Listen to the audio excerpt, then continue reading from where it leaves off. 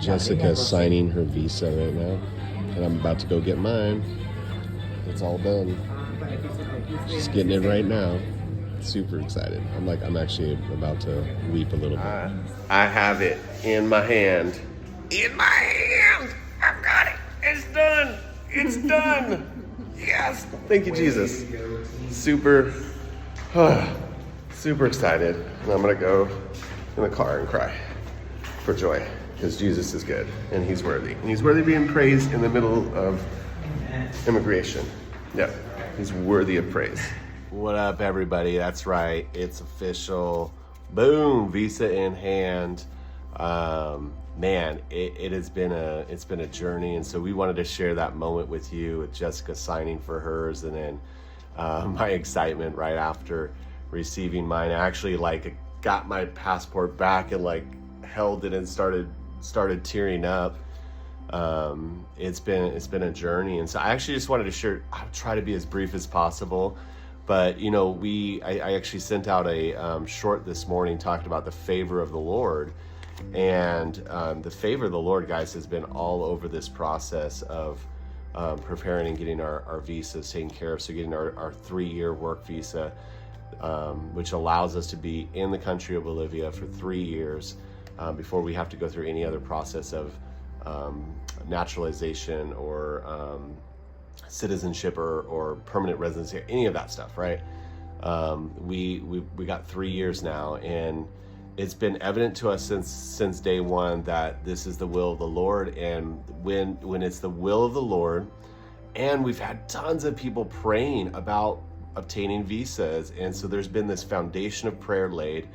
We know it's the will of the Lord that we be here, and so he has just done an amazing job of preparing the way every step of the way. And I don't want to say that it's been easy, because it has been difficult, but for the most part, most of it actually has been pretty easy, in the sense of not running into a lot of difficulties. So this is kind of the list of what it looks like.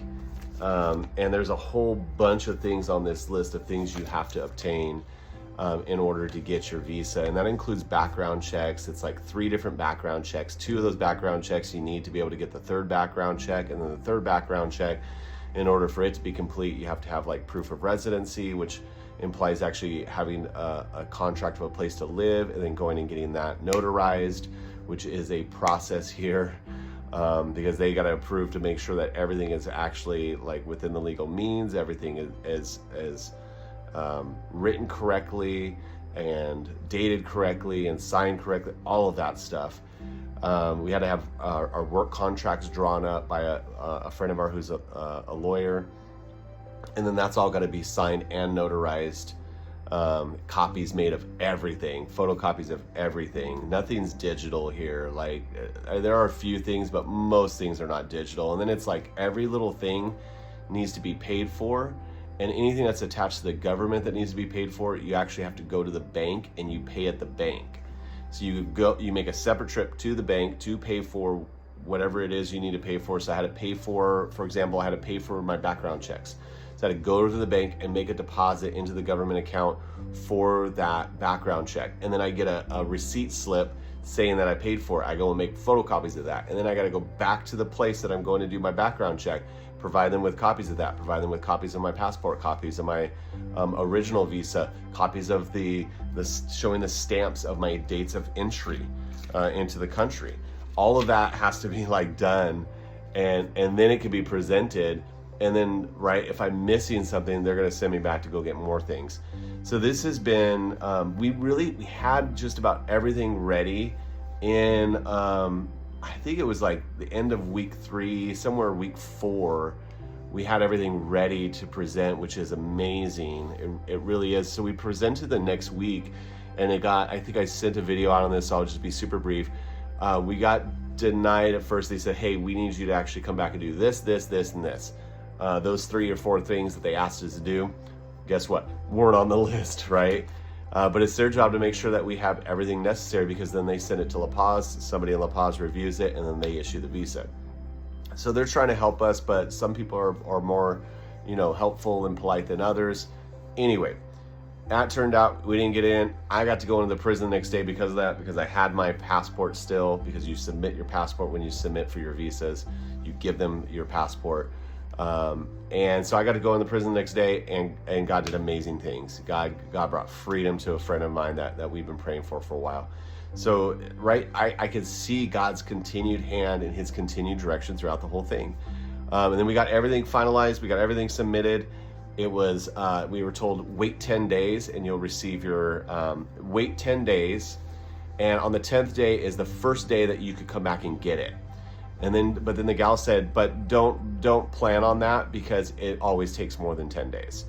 Well, we were on like day, I guess it was day 9. No, it was day 8. We were on day 8 and day 7. We were at day 7. And I received a word from the Lord. I was laying down and just relaxing that the visas were already there. And I just kind of like put it off. I was like, that's probably just my wishful thinking. And so we actually went into prison that day. Didn't think about it that night. Went into prison the next day. We were doing some ministry the next day. And then that afternoon, after getting back from the prison, I was like, I wonder. And so there's actually a website you can look up to see what you submitted. So I went and looked at it, and sure enough, Jessica's had already been there, and mine had gotten there the day before. So our visas were ready for us to pick up earlier than 10 days.